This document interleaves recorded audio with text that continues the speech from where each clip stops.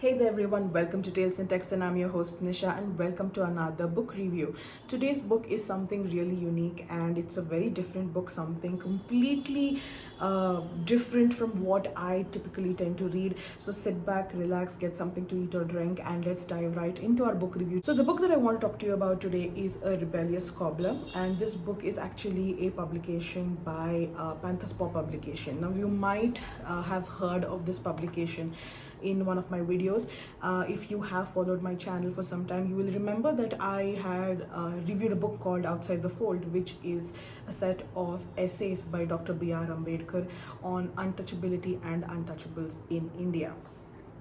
Panthers Paw Publication was a gem of a find for me because as you know, I read a lot of mythology, I read a lot of spiritual books, I read a lot of religious, especially Hindu religious books. And one of the things that is extremely sad about the Hindu nation is that we have this culture of the caste system where we also practice untouchability as a society, which is something extremely inhumane and it is disgusting, and unfortunately it is continued to be practiced even in 2024, when at a day and a time when these things should actually not happen. And because I read these books, read these texts, which are often the source materials for these oppressive acts, or these are the books that either inspire or are used as a defense to perpetrate and perpetuate these acts of hatred and violence against other people, I also felt like it was very important for me as a reader and as a person, as an Indian, and as a human being, to understand what is the reality of the caste system. Because unless you are part of the marginalized community, you will always be a bearer of that privilege. Because we can deny it how much ever as we want. We might even try to defend ourselves, saying that hey, we are good people, we have never actually committed any sort of crime against people for belonging to a certain family or a certain community or a certain religion. We might say everything, but we cannot deny the fact that generational privilege plays a very huge and important role for people who don't fall into the lower rungs of according to societal lens. Just as how people who are continue to be subjugated and marginalized, they experience generational trauma and generational prejudice, the rest of us do continue to benefit from generational privilege. So I wanted to really sort of refocus myself and to understand the larger socio-political cultural aspect of the Hindu nation, of the Hindu culture, by also studying a lot about caste and Dalit experience. And that's when I discovered Panthers Paw Publication, and my very first book that I read from them was Outside the Fold. Now the second book that I actually purchased from them and I read is this one, which is A Rebellious Cobbler. Now A Rebellious Cobbler is very different from Outside the Fold, because Outside the Fold was an anthology of essays by Dr. Ambedkar, and for the most part it was a very theoretical standpoint of how the caste system and the practice of untouchability operates on a political level, a social level, an economic level, a cultural level, a geographical level, geopolitical level, and so on. And believe me, I love that book. To this day, it is one of my favorite books, and I rank it as one of the top 5 books everyone must read in their life. And if you haven't checked it out, please do go check out that book. In the description box, I will link both my review for Outside the Fold and also provide the details of Panthers Paw Publication and how you can purchase these books for yourself. So do go check them out. So I got a really good theoretical understanding of how caste system works and of how the practice of untouchability affects the mind and the body of not just the people who are being marginalized and who are being impacted actively because of the caste system and the practice of untouchability, but also how these practices affect the minds and the behaviors of the people who belong to the so-called upper classes or upper castes. So the book was a revelation. It is an extraordinary book. But one of the things that I was also looking for, and for which I was actually looking for more books, was to understand a more personal experience, because theory can only go so far, foundational text can only go so far. In order for someone to truly I would say sympathize, because you cannot empathize unless you actually live the same experience in life as the other person. And when it comes to caste and the practice of untouchability, if you belong to one of the upper castes, then it is very unlikely that you will experience a lot of the similar life experiences that someone who belongs to a lower caste, or someone who is considered to be an untouchable would actually face. The kind of marginalization that they would face, the kind of hate and violence that they would face. So I wanted to actually get a much more personal experience. I wanted to read about that. I wanted to understand their perspective, so I could actually connect these theories that Dr. Ambedkar wrote about in those essays to the real life experiences of the people, so that I could be more educated about this. And that is when I discovered this book. So A Rebellious Cobbler is actually written in Punjabi. This is a translation, English translation, and in Punjabi this is called mochi. Mochi I knew was a Hindi word for cobbler, but I did not know that mochi was the same word in Punjabi as well for cobbler.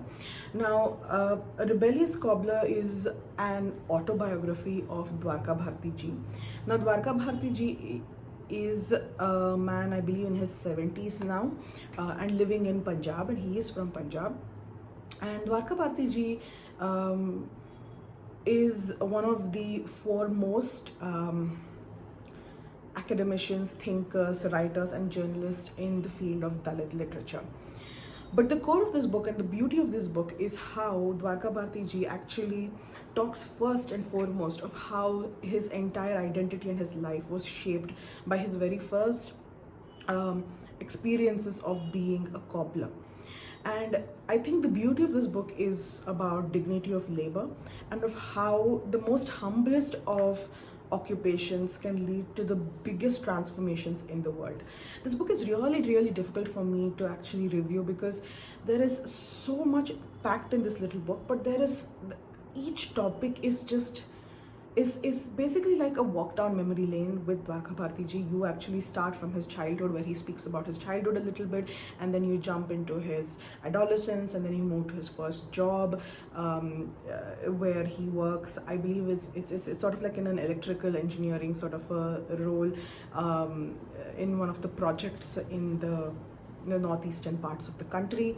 And then he starts his cobbler business, and that's how he raises his family. He puts food on the table, he keeps a roof over their head, he sends his children to school, and while he is running his footwear mending and the footwear creation business out of a small shop in Punjab, he actually starts meeting people who are writers, who are authors, who are journalists, who are the who's who in the world of Punjabi literati. And he slowly starts to discover his own passion for writing, because as a child he would love to read, and he discovers that he has a passion and an exceptional talent for writing as well. He writes he works with some of the top literary folks of Punjabi literature at that time. So this is in the 60s and 70s, 1960s, 1970s time frame. So he works with them to start small newspapers or magazines, and then he writes weekly columns, monthly columns. He publishes stories, he writes poetry. Even today, students of MA Hindi, that's the Master of Arts in Hindi, the subject of Hindi, who have chosen the specialization of Dalit literature, actually study a poem written by Dwarka Bharati ji, and it is such a beautiful poem. So this is actually for IGNOU, which is the Indira Gandhi National Open University. It's the story of Ekalavya, when Drona asks Ekalavya to cut off his thumb and give it to him as Guru Dakshina. And he does this not because he wants Guru Dakshina, but because he wants to ensure that no one beats Arjuna. So this particular poem that Dwarka Bharati ji has written is about how how society can throw as many Dronacharyas as they want towards towards the Dalit community. And even if there are Ekalavyas, we will not cut out our thumbs, but we will just show you our thumbs. And this is a symbol of standing up to the Brahminical hegemony. It's a symbol of standing up to centuries old caste system. It's a symbol of showing that we are going to empower ourselves and we are going to come out from under your thumb. So it's a very beautiful poem. I know this book is a little all over the place because I'm not really explaining things very clearly, but the thing is, reading this book, at the end of the day, this is an autobiography. This is a walk down memory lane with a man who has spent the majority of his life shaping the literary landscape in Punjab, and also by extension of India, because he has quite literally rubbed shoulders with the who's who of the literature world of India, and he has shaped Dalit literature to a very, very large degree. One of the things that I really like about this book is that at no point does Dwarka Bharati ji ever victimize himself. He never blames anyone for anything that didn't happen in his life, which is something really admirable. He is a man of great dignity. He's very proud of his heritage, rightly so. He is very proud of his career, rightly so. And he has achieved such a tremendous amount in his life. And something that, he actually brings to the fore in this book a lot of the people who have contributed to Punjabi literature and North Indian literature, especially Dalit literature. And most of these people, I don't think, like most of these people, I don't think are completely unknown to me, and I don't know how many other Indians would actually be aware of a majority of the people mentioned in this book, because we don't actually hear about them or read about them in our education system.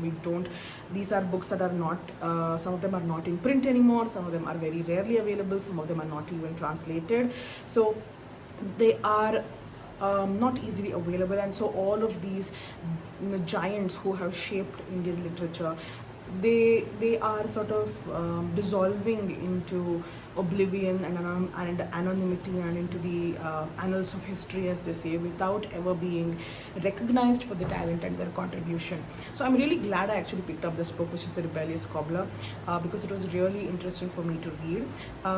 The translation is easy. There are a couple of, I would say quite a few references to certain books, to certain authors and writers that he has not explained fully, because like I said, this is an autobiography that is more of a stream of consciousness sort of a writing. But again, you will have to go Google and find more information about who these people are, but I think you will be rewarded for that. I was able to do quite a bit of research, not completely. So I think this is a book that perhaps I will come back to once again and read some other day, and hopefully by then I'll get a much more better understanding. So this is another book that I purchased from Panthers Paw Publication. This is A Rebellious Cobbler, an autobiography of Dwarka Bharati ji. So do go check it out if you like learning about people's lived experiences, especially if you want to know about the Dalit experience from a very close perspective, from a close quarter. This is a success story, a story of victory, a story of overcoming hardships and of making a dent in a country that has set up a lot of systems and a lot of cultural barriers against you because of who you are and where you're being born. So, alright, if you've watched my video so far, thank you so much for watching, and I'll meet you next time on Tales and Texts. See ya. Bye-bye.